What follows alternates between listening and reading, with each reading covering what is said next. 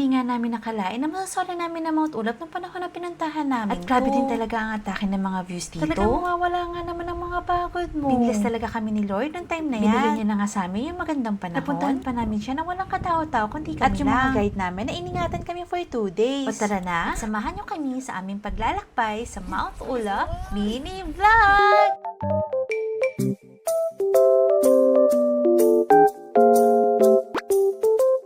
Every time na nga lang na nagpaplano kami ng hike, doon ko lang talaga nakikita itong mga gamit tapos na to. Mag-aayos kami ay day before ng akyat. Ay talagang sinong pagod at walang tulog sa araw ng bundok. Hindi mawawala ang stopover namin sa Liza every time na hiking namin pa. Inaantok pa nga kami niyan kasi kasarapan ng tulog mo talaga ang pag-i-stop dito. At sa dami ng pagpipilian, syempre dito tayo sa madaling kainit at nakakainit na sikmura. Dumating na kami sa jump off mga 7 a.m. na ata. At namumroblema na yung mga porter sa dami naming porter na ang binayaran namin dahil yung organizer na namin na nag-asikaso ng may kasama nga pala kami na para makikipag-date lang sa mall. Din ang nilakad namin papunta sa unang may madadaanan ka dito na kailangan magpa-register. Ito yung pinaka nakakapagod sa akyat na questionin mo talaga ang sarili mo. Bakit nga ba ako nandito? Inorient muna kami ng mga guide namin at nagdasal sa pinaka-guide namin lahat. Ang maganda dito sa Mount Ulap, sa sobrang ganda ng views, hindi mo mamamalayan na pagod ka na pala. Tapos puro good vibes lang ang mga kasama nyo. Tatawanan ka pa kahit pagod ka na. Lahat nakikisama sa karta ng trip ng bawat isa. Kaya lalong gumaganda ang mga nasa paligid mo dahil sa kanila.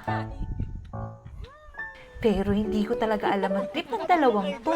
Totoo nga naman talaga yung sinasabi nila. Na para ka lang nasa park habang umaakyat dito. Pero hindi naman sobrang dali, no? Nakakapagod din to sa mga katulad ko na walang exercise and diet ng umakyat. Idadaan mo na lang talaga sa mga kalokohan na ba't madadaanan mo dito. At okay lang din kahit mabagal ka. Ang importante, nakakaahon ka pa akyat. Hindi man ganun kabilis. Magtatagpo pa rin kayong lahat sa pinakatuktok. Pero ito, wala pa nga sa tuktok, nagpapaalala. At dahil na solo namin ang paligid, walang pila kahit saan namin gusto mag-picture. Buti na lang din at mabait yung guide namin. Kada stop pa naman namin, lumalamon kami. O sa mahiling nga palang mabundok, dito na kayo kay Kuya Lucky. Sa kanya talaga kami madalas nagbubuk pag mga hiking. O diba, may hawak na naman kami pagkain. Kaya nga 3 hours behind kami dun sa oras sa target namin makapag-camp. Tapos madalas pang umiihi si Mr. Suave. Pagod na nga ako dito, kahit isang oras na lang, nasa campsite na kami. Kaya pagkain na naman talaga naging solusyon namin. At ayan, nakarating din kami sa Gungal Rock. At sobrang nakaka-amaze talaga ang mga likha ni Lord. Nakapagod na nga ang lahat. Sino pa namang hindi mapapagod kung puro lamon lang ang ginagawa namin. At sa wakas, nakarating na rin kami sa campsite. Pero hindi dyan ang diretsyo namin. Kinaganda kasi talaga dito sa Mount Ulap. May tindahan kang madadatnan. Buti na lang talaga at nag-open sila kahit kami lang naman ang bisita niyan. At bago nga abutan ng dilim, pinagtulungan na namin ang pagtayo ng tent. Itong spot talaga yung pinili namin dahil sa napakagandang view. Pero sa sobrang lakas lang ng hangin, halos nililipad na yung mga tent namin. Ito nga pala yung dadaanan namin. Every time nakakain sulit talaga. Pag sa lucky trip kayo na tignan nyo naman, ang dami namin pero kanya-kanya dala ng utensils ha.